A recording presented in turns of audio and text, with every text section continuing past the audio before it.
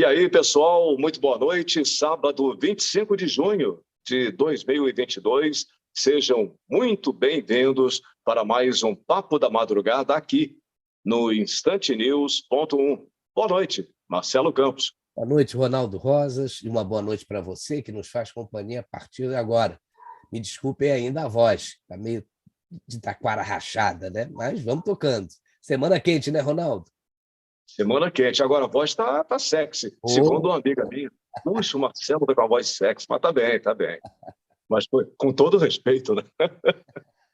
Marcelo, tá fervendo, viu? Semana ferveu bastante. Agora, eu vou começar o programa de hoje com uma notícia que me deixou muito revoltado, viu? Olha só. Ministério Público Federal cobra da Caixa Econômica 5 bilhões de reais de prejuízos por corrupção da era PT. O procurador Anselmo Lopes, do MPF em Brasília, apresentou uma ação civil pública para que a Caixa indenize a FUNCEF, né, em 5 bilhões de reais.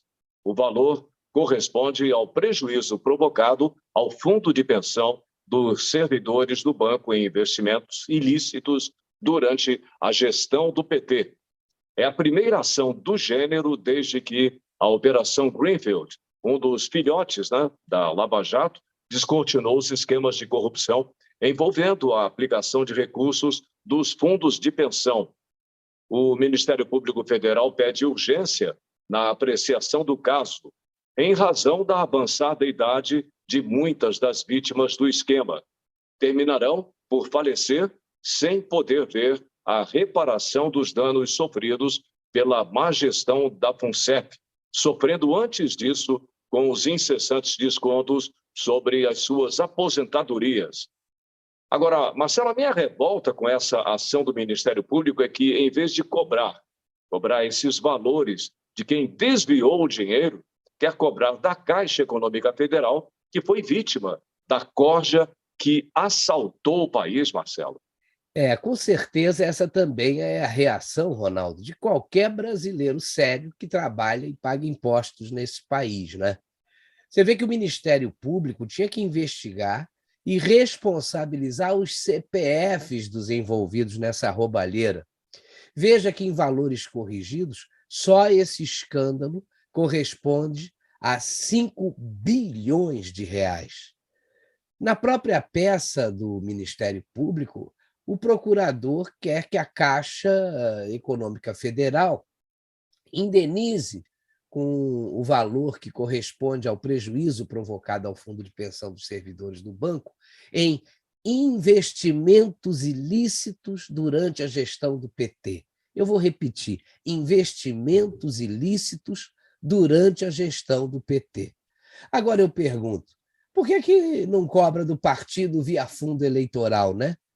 Um partido que comprovadamente promoveu um assalto aos cofres públicos não poderia receber um centavo de fundo eleitoral e devia ter seu registro cassado para servir de exemplo, né? Mas isso aqui é Brasil, e até o Supremo Tribunal Federal passa a mão na cabeça dessa gente, inclusive descondenando um criminoso que nunca foi inocentado, como ele anda dizendo por aí, né? E por isso é sempre bom lembrar, Marcelo, do que disse o atual candidato a vice-presidente na chapa do Lula, né? Lula é o retrato do PT, partido envolvido em corrupção, sem compromisso, né, com as questões de natureza ética, sem limites. É muito triste, né, o que nós estamos vendo, e o que a sociedade espera é que seja apurado com absoluto rigor e se faça justiça. E lembrar também, Ronaldo, o significado daquele L, né, que o pessoal costuma fazer com a mão quando quer mostrar que apoia o ex-presidiário. Olha só, é o L de Lula ladrão. E veja como são as coisas, né? Enquanto Alckmin, que era aparentemente inimigo do PT e também do Lula, ele virou santo.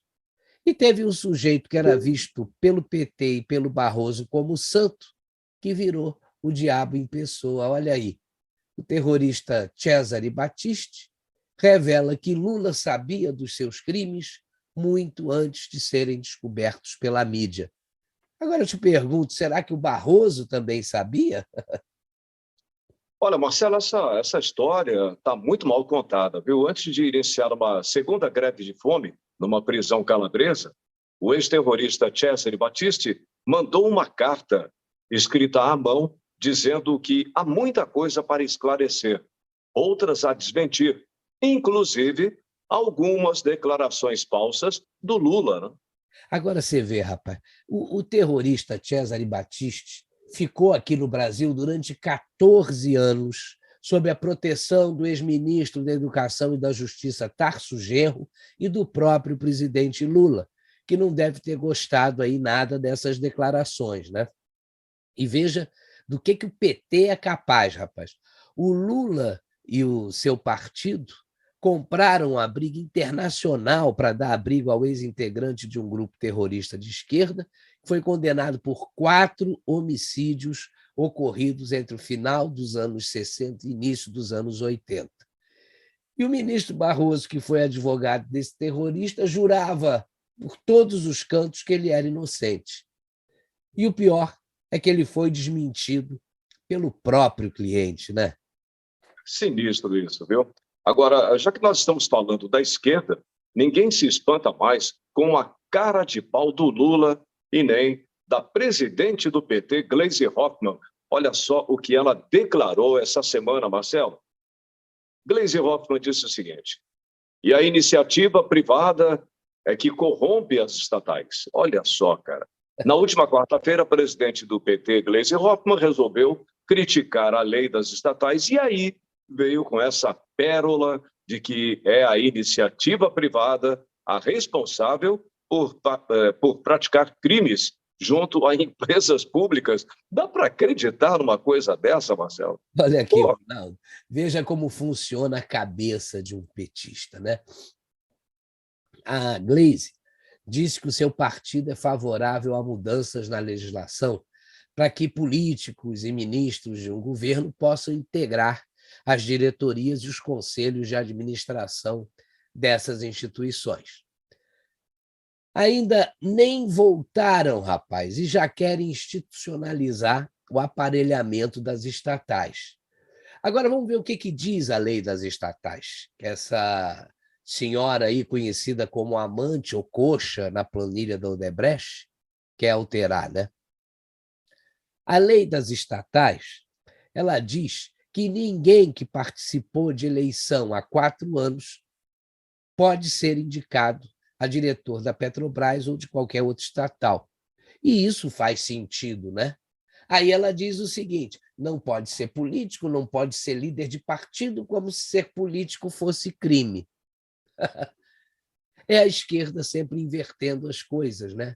O partido que ela preside, rapaz, cometeu inúmeros crimes durante quase 16 anos. Um deles nós comentamos no início do programa de hoje.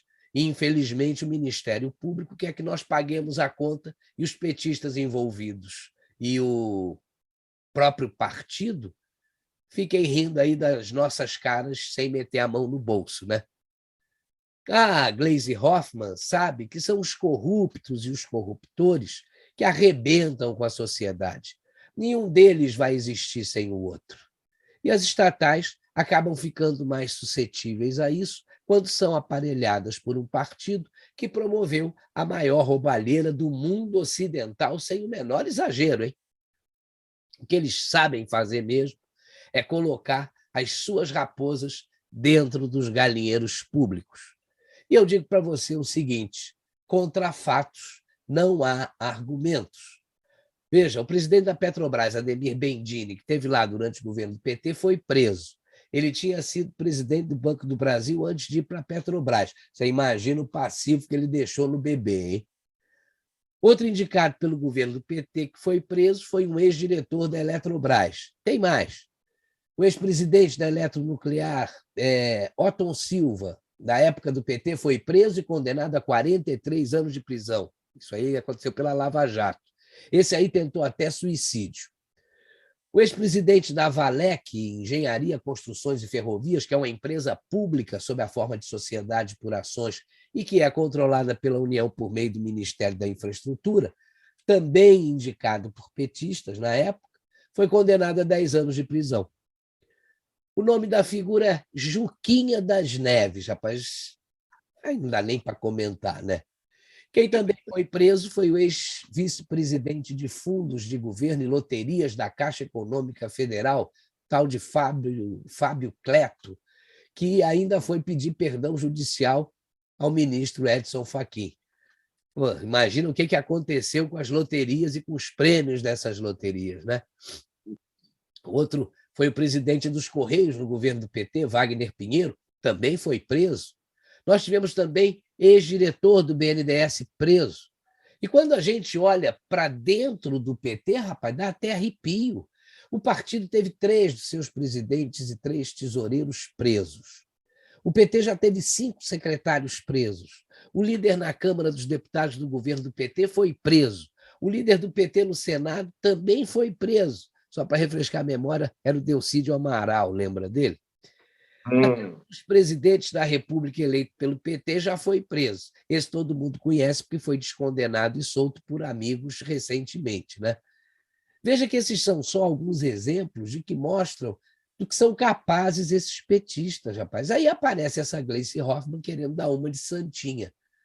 Esse partido aí pode ter muita coisa para mostrar. E pelo que a gente resumiu aqui, mostra que só não tem caráter, né? Que reflete aí um conjunto de traços ligados à moral e à índole do indivíduo.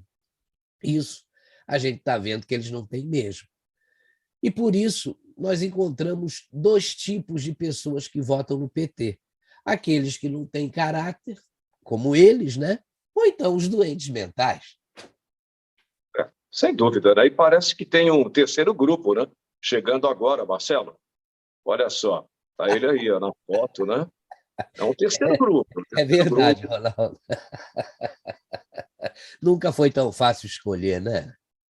Pois é, Marcelo, e quando o ex-presidiário resolve cometer sincericídio, aí a gente vê que um sujeito desses não poderia ter sido descondenado e estar hoje disputando a presidência da República. Tinha 10 brasileiros presos, que foram presos em 89, naquele sequestro do Abílio Diniz. Esses jovens que tinham argentinos, tinham, sabe, gente da América Latina, ficaram presos 10 anos.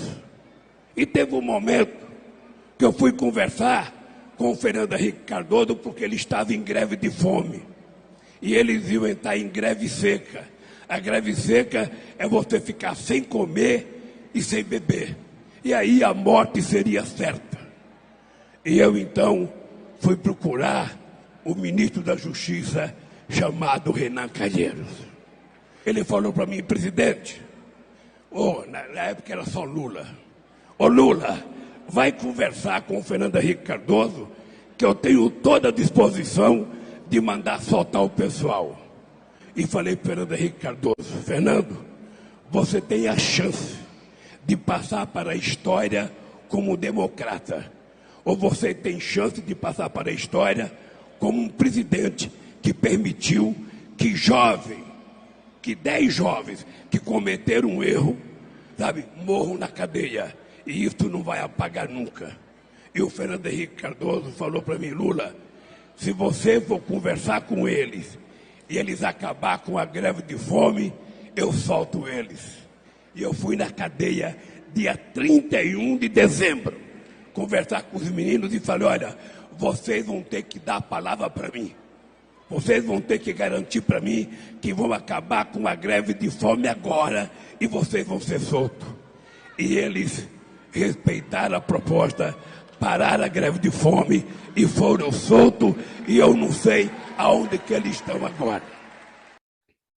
É realmente inacreditável essa ligação do ex-presidente com a bandidagem, né? E a velha e grande imprensa romantiza um fato como esse. Isso é que dói, rapaz. E ele preocupado com a greve de fome de bandido, né? Ora, se bandido não quiser comer, problema dele. E aí nós ainda temos um prejuízo maior, porque nós vamos ter que pagar as despesas do enterro. Isso é o fim da picada, né? Agora, enquanto a imprensa adora, né, a pílula para o Lula, ela não quer saber as consequências e os traumas que um sequestro como esse deixou na vítima. Os caras eram absolutamente profissionais, eram ex-guerrilheiros. Construíram uma caixa, construíram realmente um caixote. E me puseram dentro do caixote. E puseram um cano e um ventilador do lado de fora.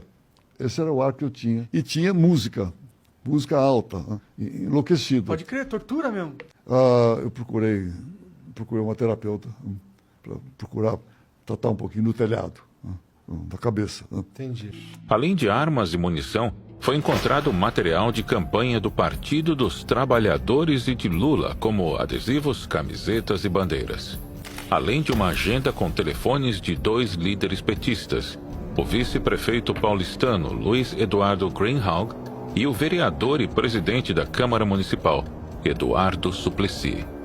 Tendo em seu quadro uma série de ex-guerrilheiros comunistas, o PT é membro fundador do Foro de São Paulo, idealizado por Lula e Fidel Castro em um encontro em Havana. O Foro de São Paulo foi uma criação nossa, do PT. Naquela época, a esquerda só estava no poder em Cuba. Hoje, governamos um grande número de países. Deixa eu tirar uma outra dúvida. Fala-se de uma aliança, de um eixo, Chaves, Fidel e Lula. Ô, Boris, você sabe que isso é no mínimo uma piada de mau gosto. E eu te aconselho até não repetir isso no vídeo. Porque... Lembramos que o dossiê elaborado pela Interpol e pela Polícia Federal revelou que 1 ano antes do sequestro, teria havido outra reunião em Buenos Aires e nessa reunião foi decidido que os movimentos políticos deveriam arrecadar fundos através de sequestros de empresários.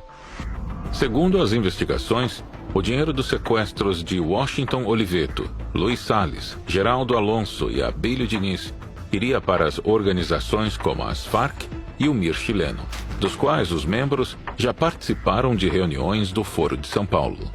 Em 89, naquele sequestro do Abílio Diniz, esses jovens ficaram presos 10 anos. E eu, então, fui procurar o ministro da Justiça, chamado Renan Calheiros. Ele falou para mim: ô Lula, vai conversar com o Fernando Henrique Cardoso, que eu tenho toda a disposição de mandar soltar o pessoal. Lula intercedeu no caso. Mas por que ele intercedeu? O carro de Abílio foi cercado por guerrilheiros profissionais perto de sua casa. Eles pertenciam ao movimento de esquerda revolucionária do Chile. Claro, eram companheiros do petista.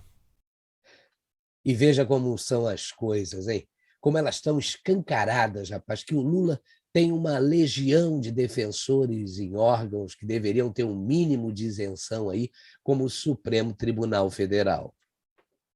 Acho que esse programa já vem sendo acertado nos últimos 40 dias, porque até 40 dias atrás, todo lugar que eu andava, alguém me falava assim: fala pro Lula não falar isso. Né? Do Gilmar Mendes ao peão da fábrica, né? E depois fiquei pensando, por que as pessoas falam isso toda hora, né? É a preocupação de que a gente não erre, né? Porque se o Lula e o Alckmin errar, o Brasil que perde com isso. Essa foi a impressão que eu fiquei. E faz uns 40 dias que eu tenho andado muito, né, pelo Brasil.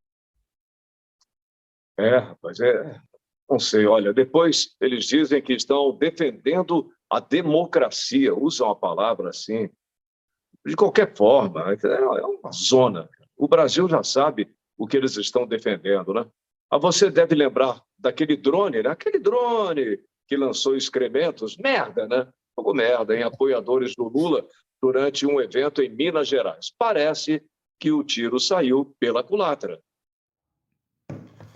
Quem lembra do drone que lançou excremento em Minas Gerais?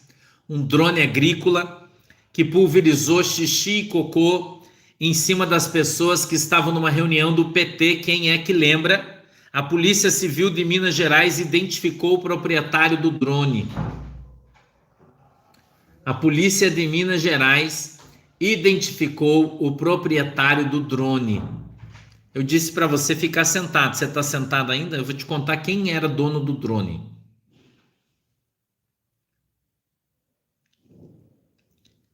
O proprietário do drone, uma empresa de propaganda contratada pelo próprio PT. Está aí um outro post sobre esse caso, olha só, é do Osmar Baruti, que diz o seguinte: o drone que lançou excrementos em Minas Gerais. A Polícia Civil de Minas Gerais já identificou o proprietário do drone, uma empresa de propaganda contratada pelo PT.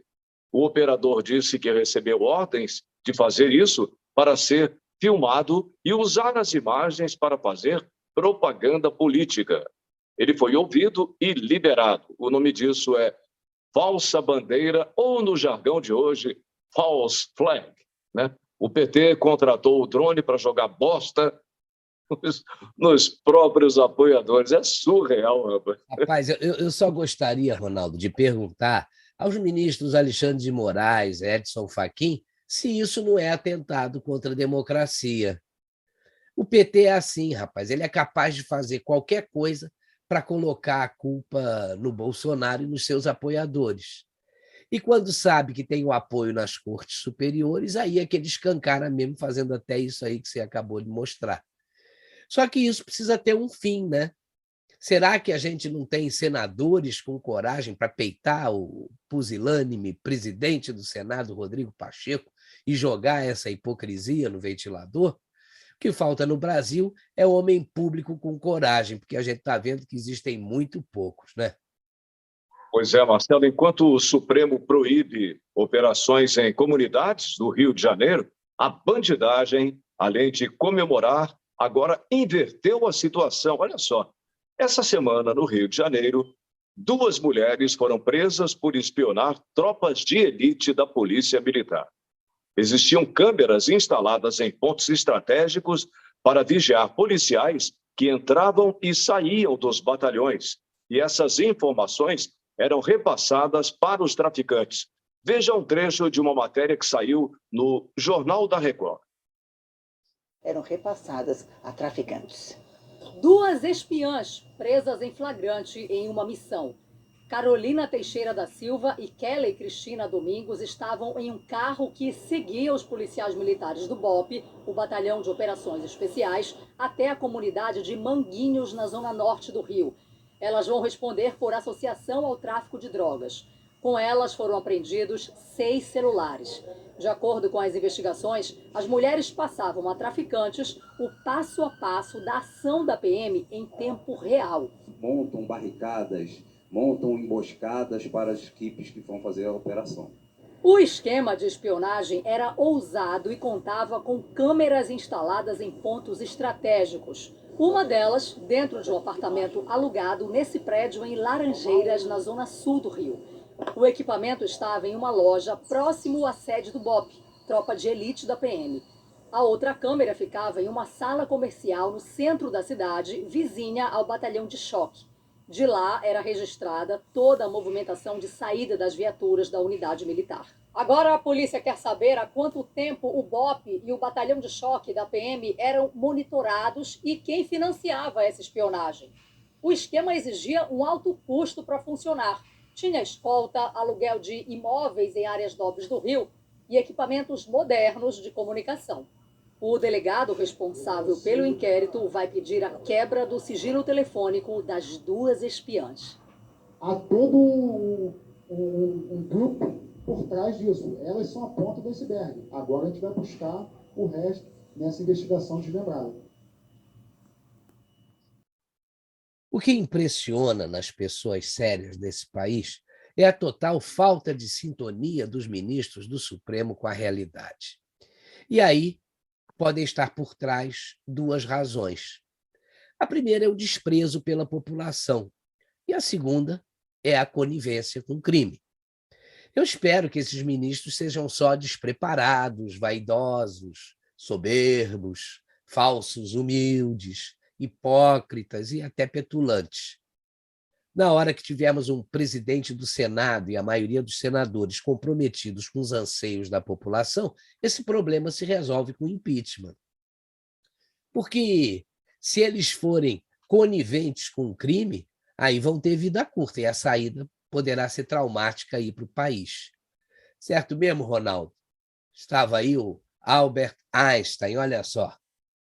O mundo é um lugar perigoso de se viver, não por causa daqueles que fazem o mal, mas sim por causa daqueles que observam e deixam o mal acontecer. Perfeito, né? Agora, a nossa justiça merece ir para o banco do psicanalista, viu? Dá uma olhada no post que o jornalista e escritor Roberto Mota publicou, né? Acredite se quiser, no Rio Grande do Sul, os bandidos têm permissão oficial para atirar na polícia. Basta não fazer mira. Olha só, a terceira Câmara Criminal do Tribunal de Justiça do Rio Grande do Sul decidiu disparos efetuados por criminosos em fuga contra policiais sem que se faça mira não é tentativa de homicídio, mas apenas resistência, delito menor, que não possibilita a prisão. Pô. Olha, alguém tem que entrar nessa área com o pé na porta, né? Senão o Brasil vai ser entregue a bandidos. Mais um absurdo protagonizado pela justiça brasileira. Agora, essa semana, a garota propaganda do TSE, escolhida pelo ministro Luiz Roberto Barroso, fez aniversário. E adivinha qual foi o tema da festa da Camila, né? A Camila está aí, ó. Todo mundo vestido de Lula. E ela, a imagem do comercial que ela faz para a justiça eleitoral, né? A justiça da democracia. Agora você vê o seguinte, né? A cada atitude desses que são os queridinhos da mídia e dos ministros do TSE e do STF, fica evidenciado para que lado eles estão torcendo, né? Isso é uma desmoralização, rapaz, sem tamanho. Mas essa turma deve estar pensando em mudar de estratégia para derrubar o presidente Bolsonaro, porque todas até agora deram errado. No início, achavam que o Bolsonaro ia fazer alguma coisa impulsiva, antidemocrática e fora das 4 linhas da Constituição. E acharam também que, libertando o Lula e perseguindo os apoiadores do presidente, iam conseguir tirar o Bolsonaro do páreo. Não deu certo. Agora, sobretudo depois das sessões de sincericídio do Lula e da resposta da população que a gente está vendo, quando que nem aparece nas ruas e nos poucos lugares onde vai a gente está vendo o que acontece, e com relação ao Bolsonaro, que onde vai arrasta multidões, e apesar também, eu vou te dizer mais, das pesquisas do Datafolha, esse pessoal que está conspirando aí, né, contra o governo, eles devem estar pensando aí em aproveitar um próximo crime que vai ser cometido pelos petistas, ou aproveitar aquele mais recente, daquelas milícias digitais da CUT, né? E daí declarar a candidatura do ex-presidiário nula, impedir que o Lula se candidate, porque viram que a estratégia não deu certo, né?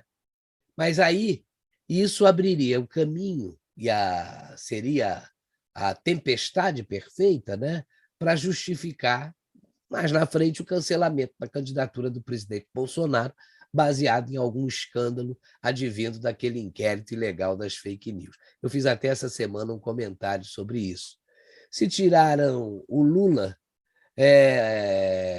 teriam aí a justificativa perfeita, só na cabeça deles, né, para defenestrar aí a candidatura do Bolsonaro. Talvez seja a última cartada desses caras antes das eleições. Só que vão precisar de muita coragem para fazer isso, né? Mas em se tratando de Brasil e de tribunais superiores, tudo é possível, rapaz. Até a Dilma questionar o ministro Barroso. Dá uma olhada nisso aí. A coisa é, quem é que faz a manutenção do supercomputador que você mencionou? É a própria equipe do TSE ou uma empresa terceirizada? Obrigado. Eu vou pedir ao nosso secretário de Tecnologia da Informação, José, se você puder comparecer ali ao microfone e explicar. Quer dizer, houve um problema de infraestrutura que a Oracle estava atendendo, mas eu não gostaria de dar uma explicação equivocada. Portanto, José, por favor. Boa noite. Esse computador ele é instalado por meio de um serviço ele faz justamente esse papel da nuvem computacional. Ou seja, é um supercomputador que ele é contratado por uma empresa, no caso a empresa é a Oracle, ela instala esse computador e mantém ele em funcionamento. É um serviço justamente e não é uma aquisição, portanto, a manutenção, a conservação, o suporte, o bom funcionamento do equipamento é de responsabilidade da empresa. Sim. Não é propriamente uma terceira, é uma contratação de um serviço, como explicou o nosso secretário, ok? Inventam uma história fantástica, que está na nuvem. Eu vou pedir ao nosso secretário de Tecnologia da Informação... Sei lá que nuvem. Como é que... Sabe, eu não entendi muito bem essa história da nuvem. Eu vou pedir ao nosso secretário de Tecnologia da Informação... Estou aqui tentando apurar direitinho. Como é que uma coisa pode estar na nuvem? Falado por meio de um serviço. Ele faz justamente esse papel da nuvem computacional. É muito simples estar na nuvem, não tem de provar. Que nuvem?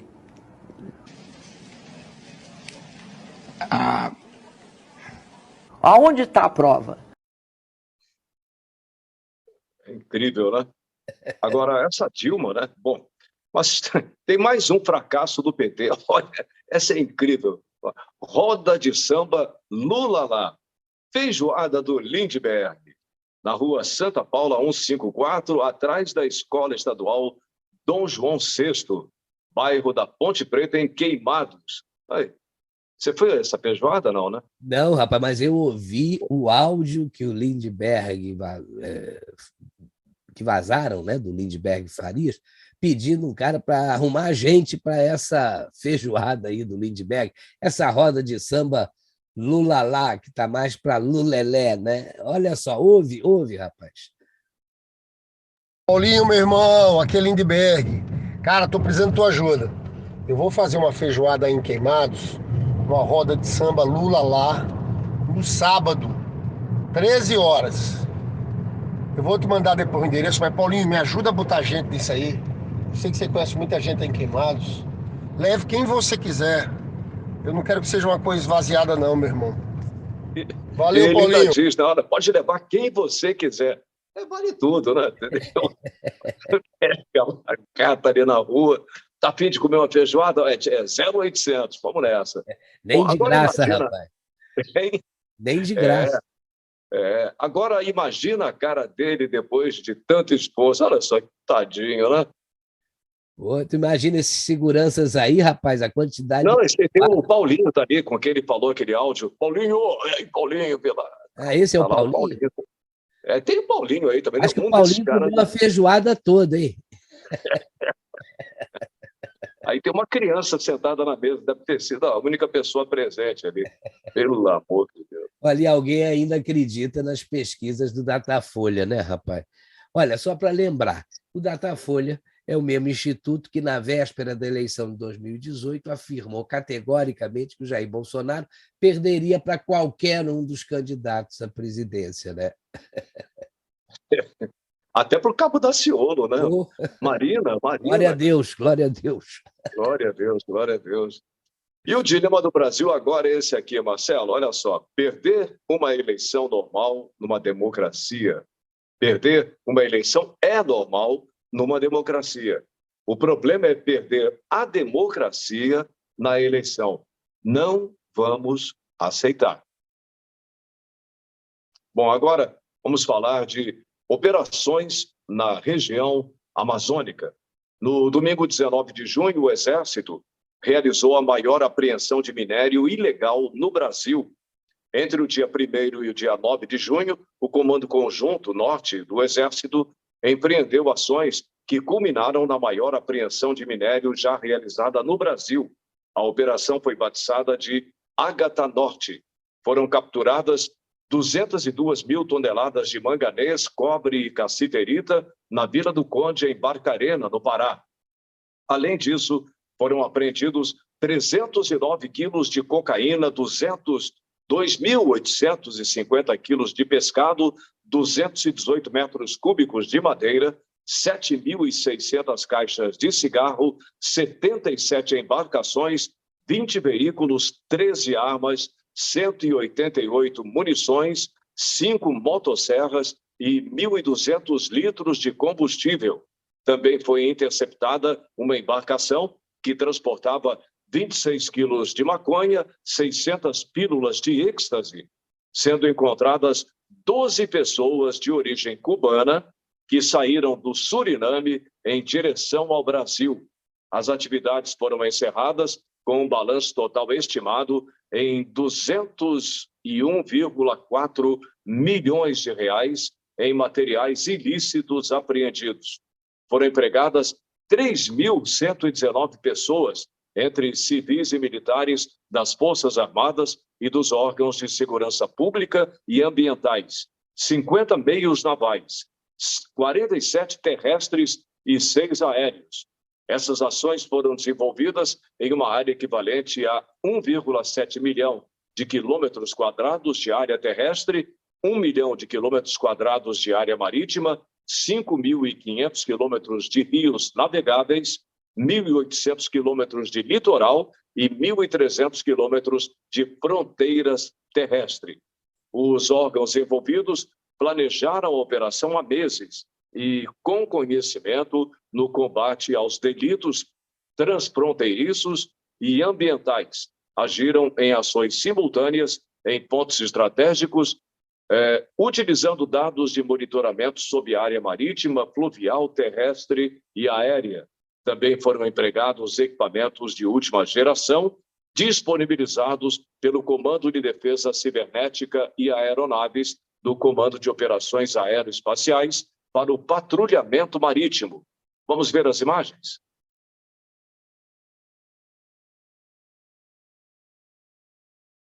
São fotos da operação, né? Isso a grande e velha imprensa não mostra, né? Bom, é preciso fazer muito esforço, né, Marcelo? Quase mágica para essas notícias virem a público. E por falar em mágica, nós resgatamos um show que o nosso querido Hamad Martins fez em 2002 na Associação de Mágicos do Rio de Janeiro. Hamad. E vamos abrir com chave de ouro esta noite, que encerra o 4º Festival Internacional de Mágicos, que comemora o 13º aniversário da mágica.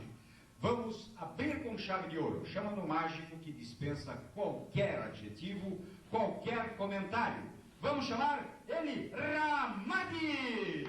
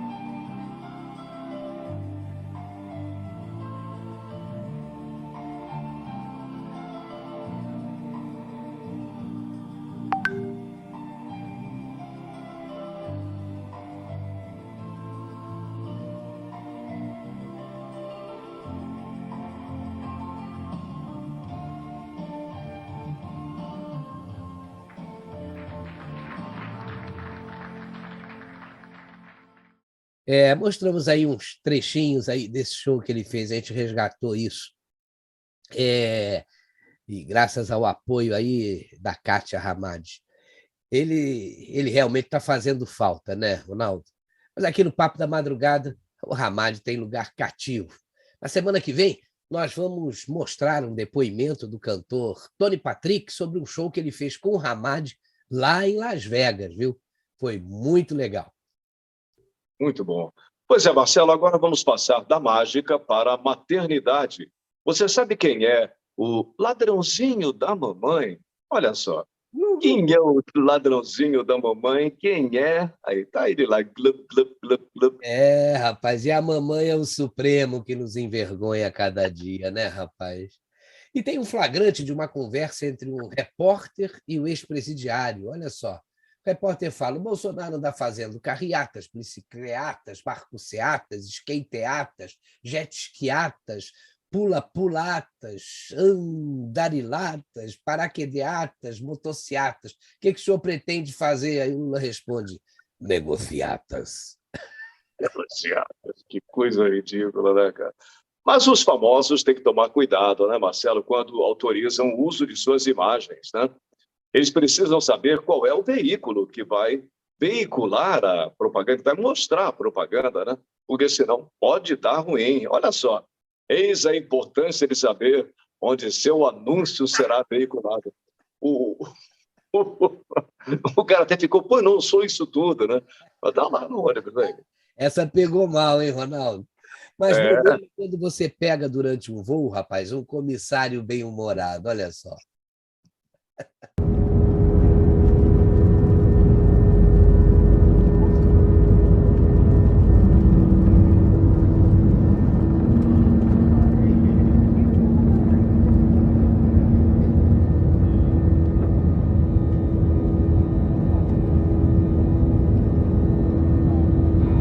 Passageiros sentados à direita terão uma bela vista do Pão de Açúcar. Passageiros sentados à esquerda poderão ver os passageiros à direita vendo o Pão de Açúcar.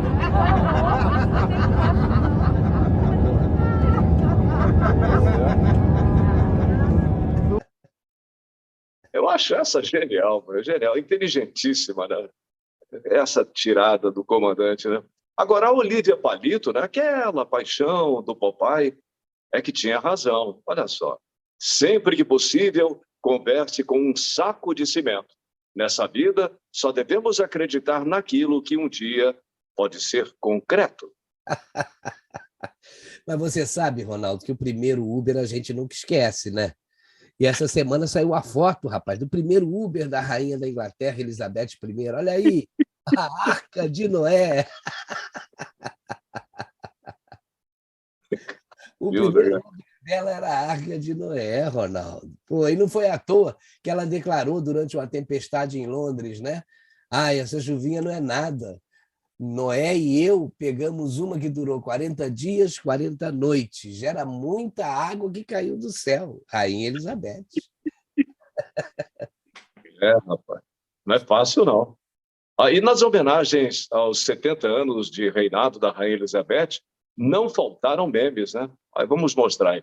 Tem o Ricardo Morim dizendo, a Rainha Elizabeth está com Covid, mas tem só sintomas leves e passa bem. Já o vírus está fraco e assustadíssimo. Julian Simons, ou Simons, né? Tem mais aqui, né? A Rainha Elizabeth II bebe 4 drinks alcoólicos todos os dias.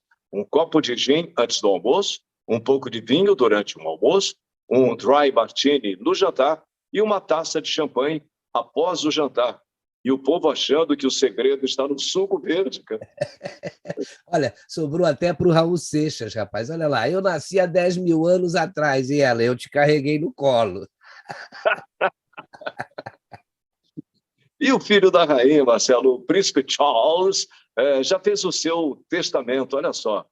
Príncipe Charles já fez seu testamento, vai deixar tudo para sua mãe, cara. Está tudo quebrado lá. E para terminar, Marcelo, nós vamos mostrar com exclusividade a foto da carteira de vacinação da Rainha Elizabeth. Mostra aí. Caramba, Ronaldo, haja vacina, hein? Marcelo, é melhor a gente ir ficando por aqui, porque foi muito bom ter você, né, que está sempre com a gente assistindo o nosso Papo da Madrugada. Um grande abraço, um ótimo fim de semana. Beijão grandão. Olha, valeu a companhia. Semana que vem tem mais Papo da Madrugada aqui no estante news.1. Valeu, abraço. Tchau, Ronaldo. Tchau.